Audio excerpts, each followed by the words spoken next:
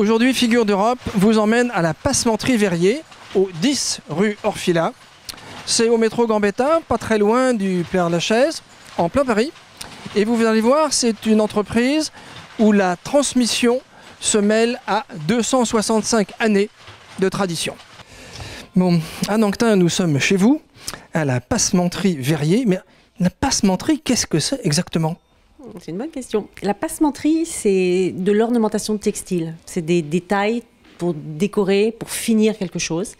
Nous, on le fait beaucoup pour la décoration intérieure, mais ça existe aussi pour l'habillement, par exemple. Et concrètement, c'est des galons, des tresses, des franges, des glands, des pompons, tout ce genre d'ornementation textile qui sont réalisés ici dans nos ateliers à Paris. Et c'est un métier ancien ? Ah oui, c'est très très ancien. Ça existe, je pense que toutes les cultures ont eu envie d'ornementer leurs vêtements et leurs décorations intérieures depuis très très très longtemps. Après, nous en France, on a la chance d'avoir effectivement eu une école de style de passementerie. On appelle ça la passementerie de style à la française. On en retrouve par exemple Louis XV, Louis XVI, on en retrouve à Versailles, on en retrouve dans beaucoup des châteaux français. Et donc on a quelque part une légitimité pour faire de la passementerie depuis très très longtemps. Notre maison, elle est datée depuis 1753, date à laquelle on trouve la trace du nom Verrier dans le règlement des maîtres passementiers parisiens. Alors, Valérie, je vais vous interrompre un instant. À quelle opération êtes-vous en train de vous livrer en ce moment ? Alors là, je suis en train de préparer des apprêts qui vont être donnés aux établisseuses pour travailler des petits glands. Donc là, je viens de faire des guipures. Donc j'ai tendu du coton. Et c'est quoi une guipure ? C'est justement ça, c'est un fil de coton qui est recouvert de fil de fibrane qui correspond à la couleur que le client veut. Donc là, il y en a 2 oranges pour une jaune. Ensuite, ils vont être tissés ensemble ? Ensuite, je les assemble ensemble et la tisseuse va faire un nœud et les assembler plusieurs nœuds pour les mettre autour du petit gland. Ces machines, elles datent de quand ? Alors, c'est des métiers à tisser mécanique jacquard. Nos machines, on les date après de fin 19e, début du 20e siècle. On est installé dans notre atelier d'origine, celui sous la Grande Verrière, depuis 1901. Et les machines datent à peu près de cette époque-là. Bon, Yves, qu'est-ce qui se passe sur cette machine ? Alors, on est en train de tisser un gros marabout qui ira sûrement sur des coussins ou des rideaux en fonction du tapissier. Et il y a le carton jacquard qui est là, qui décide, et c'est un petit peu le programme de ce qu'on est en train de tisser. À chaque fois, la navette passe, les fils s'ouvrent, mais chaque fois que les fils s'ouvrent, c'est qu'il y a une carte qui est passée. Donc, le carton jacquard, c'est ce qu'on voit là-haut. Exactement. Hein, là, il n'y a pas énormément de cartons, mais des fois, ça peut être un dessin d'un galop. Il peut y avoir jusqu'à 500 cartons.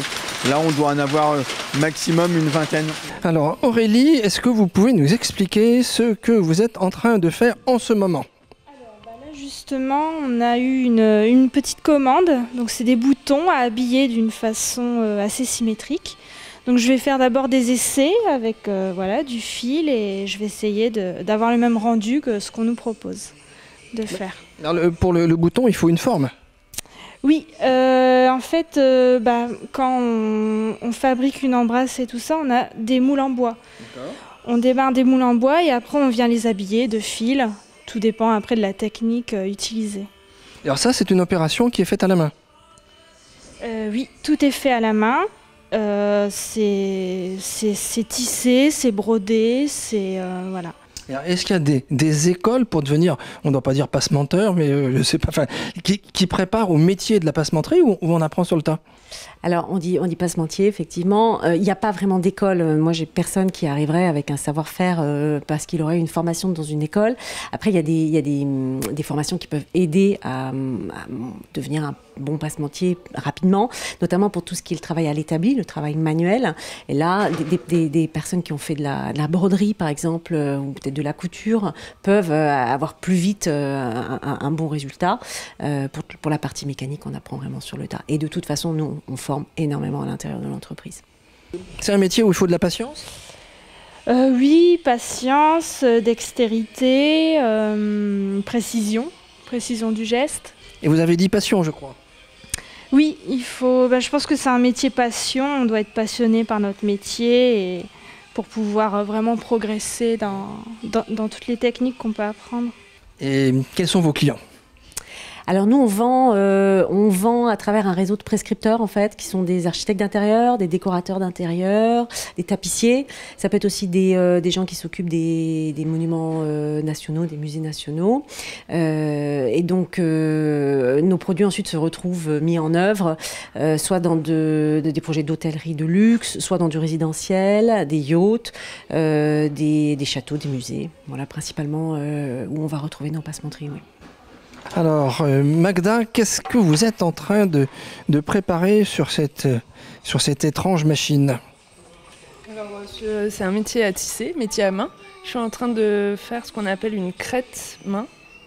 C'est-à-dire qu'on va travailler des fils épais qui s'appellent des guipures. Là, ici, ce sont les fils rouges qui vont être travaillés de manière régulière en formant un joli dessin, un joli schéma. Il faut que ce soit très régulier. Se développer sur des choses contemporaines, mais si j'ai bien compris aussi, recueillir un savoir-faire et également le transmettre.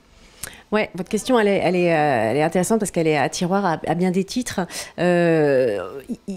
Concrètement, on possède aujourd'hui tout un tas de savoir-faire, hein, que ce soit dans le tissage, dans le travail à la main, dans le travail de corps, de retors, qui peuvent servir à faire des choses très traditionnelles ou qui peuvent servir à faire des réalisations plus contemporaines. Donc là, il y a une idée de effectivement développer sur du contemporain avec un savoir-faire passé. Et puis si on met un chapeau par rapport au-dessus de tout ça, dans l'idée de transmission, il faut que cette entreprise elle continue à exister une fois que moi j'aurais décidé d'aller faire des confitures et élever mes petits-enfants. Et du coup, l'idée c'est de bien, déjà c'est de grossir pour pouvoir recruter et structurer les compétences à l'intérieur de l'entreprise, et puis c'est de bien formaliser tous les savoir-faire.